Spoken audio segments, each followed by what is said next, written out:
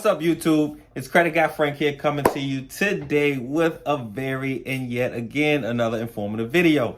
All right, now today I want to talk to you guys about exactly how to remove any and everything from your credit report. All right, now as you all know, I have videos on this, and the game changed just a little bit, but it hasn't changed or deviated much from exactly what we were talking about before.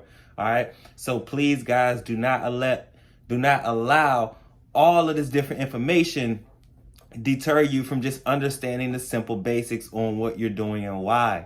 All right, I know it's all this new stuff out. You got AI, you got Metro 2, you got all of these different type of things, right? And while I have covered all of these on my channel, you need to understand that if you don't have the finesse to understand those different variations of different ways to clean your credit, then just start or stick to the basics. All right, the basics is gonna help you literally get anything off of your credit report. All you have to do is make sure that you follow each and every step. Okay, don't halfway understand it, but then only do 6 or 7 out of the 10 steps, and then now you're wondering why whatever it is that you want off your credit report isn't off your credit report. All right, so this video right here, I'm just gonna simply run down exactly what to do, how to do it, and where you should go. Okay, now let's get straight to it. And as always, if you guys need anything, my number is down in the description. I literally just got back from overseas, but I'm always available if you guys need me. All right, so without further ado, let's go ahead and get to it. Now, the first thing that you want to always do is you want to go to LexisNexis, you want to go to SageStream, and you want to go to all of the secondary bureaus, okay? All of the secondary bureaus. I can't believe we're still talking about this again. It's been over 1,000 days, right? Over 3, like my first video on this channel is literally telling you guys to do this. All right, so look, go to the secondary bureaus, all right? You want to suppress them. You want them to not give out any of your information, and contrary to belief, you are in control of that. All right, so LexisNexis, SageStream, Innovis, all of those guys, they're in control of your information, and they're giving your information to whoever needs it, company-wise. All right, so what you're going to do is you're going to go and opt out of those companies so that they won't be able to send any of your information off, or when a company reach out to them, they won't be able to get any information because you have suppressed them, meaning you've told them, hey, I didn't give you authorization to get any or send any of my information, therefore do not do that. Okay, now once you do this, now it kind of puts the credit bureaus and all these different people in a bind, because then they have to kind of go and figure out how they can get you. All right, and usually how they do that is by not responding or by saying that it's been verified or something like that. All right, now after you do that, your first letter or any letter that you send, it needs to be sent certified priority mail. Okay, now you can opt out of the secondary bureaus online, but when you send out any letters, you need to send it certified mail. Okay, certified mail return receipt if you want to be extremely thorough, but definitely certified mail, because you want to know when someone got that package. Somebody has to sign for it, and you want to know who opens it. All right, so you want to hold them liable for every little thing that they do. Now, does this mean that when you send your first round of letters that they're going to take everything off? Absolutely not. All right, so you want to understand what you're doing. You want to understand why you're doing it, so that if you need to go to the next step, and not saying that they're not going to take anything off, but if you need to go to the next step, you need to know exactly what to do. All right, so send each letter certified mail, right? Make sure you have the account number on there. Make sure you have your ID. Make sure you have your social, or a piece of mail, or like a water bill or something like that with your name on it. All right, because if you don't, then they're going to say, well, hey, how do we know it's you, et cetera, et cetera. That's why anybody who's got my credit cleaning, you'll automatically know that it has different boxes to where you can actually verify yourself, to where it's like, hey, do you have an SSN, or hey, do you have your ID, or hey, do you have a piece of mail, et cetera, et cetera. I usually just like the ID and a piece of mail. Social security number is a little bit too much, but it helps. All right, they just want to verify exactly who it is. That's simple, because anything else, they're going to try to hit you with a stall tactic. All right, they want to make it seem like you don't know exactly what you're doing. So you want to have all of that information ready to go. Like I said, you want to have your send it certified. All right. You want to make sure that you have the right letter. Now, the first letter is always going to be catered towards verifying. Okay. Hey, this isn't my debt. Verify this debt for me. Okay. Now, once they're not able to do that because you already know that you suppressed them over there, they're not going to be able to verify your debt. Okay. So they're going to send you fluff. All right. Now, no matter what they send you, you need to send a re-verification letter to them. Okay. Now, what this means is you need to send a letter to them stating, okay, if you verified it, which they'll probably say that they have, if you verified it, tell me how you verified it. Did you use these methods? All right. Now, if you don't have the template or if you don't have a template at all, you can actually create one yourself using ChatGPT or some source like that. You can create a template, very easy, very simple. If you need help, like talking to ChatGPT, that's a quick text message or two. I'll go ahead and show you exactly what you can say. There's so many different ways that you can say it depending on what's on your credit report. So I don't want to just kind of throw anything out there, but there's so many different ways that you can say it to get exactly what you need to get that taken off. All right. Now, the second, like I said, needs to be the re-verification letter.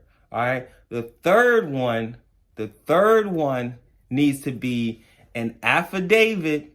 All right. An affidavit that is sent certified mail return receipt. And also you want to make sure that it also gets notarized. Okay. This is very, very, very important because this last one is going to ensure that they remove whatever it is that is on your credit report. All right. So if you got 10 things on there, as you know, it's always like 3 or 4 stubborn things that just won't come off. Okay. Now, this letter in particular is going to help get stern things off. But that third letter always helps because when you go and you contact the CFPB and the BBB, which is the Better Business Bureau, when you contact them, you want to make sure that you've gone through all your resources.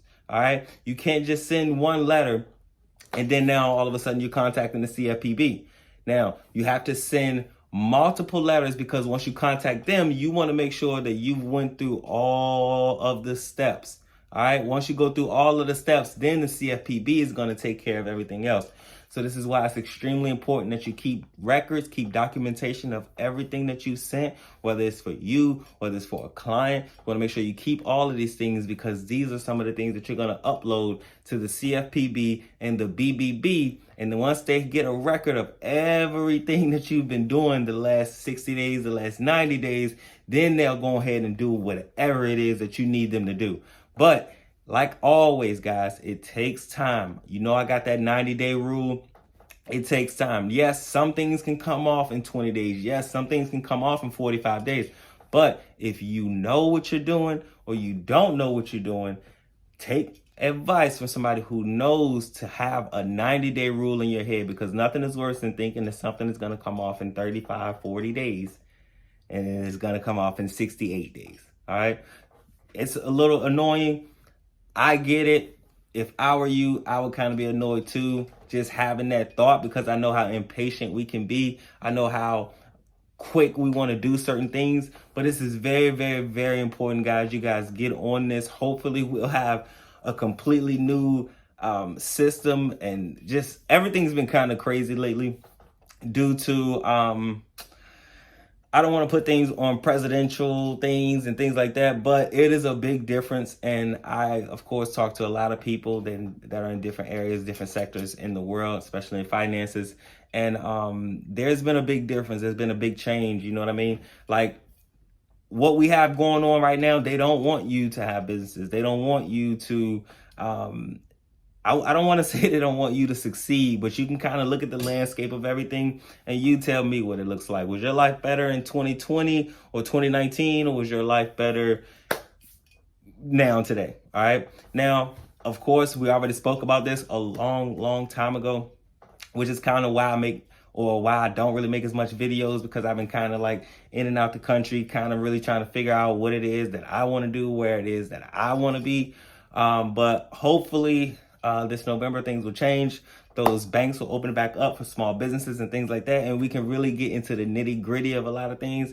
Now, all the stuff is still, I wouldn't say the same, but there's still a lot of different ways that you can just do a lot of different things with like businesses and stuff like that. But it's just not as easy as it used to be. All right. It's definitely not as easy as it used to be. But one thing I will say is it is still a lot of quick plays going on that you can go ahead and make. If you need quick cash, things like that, there's a lot of different things that you can do to get some quick cash, and then you can be up and running like it's nothing. All right. But you want to make sure that you cover the steps of having a clean credit. You want to make sure you cover the steps of having a business or implementing a business or something like that, because you really need tax write-offs like no other in today's society. All right. Every single dollar counts. Every single dollar matters.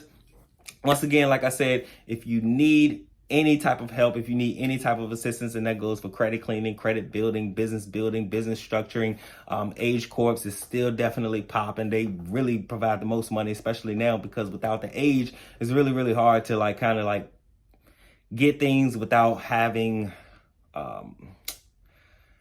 just a lot of different entities, right? So it's kind of like just hard to get stuff off of just one business. All right.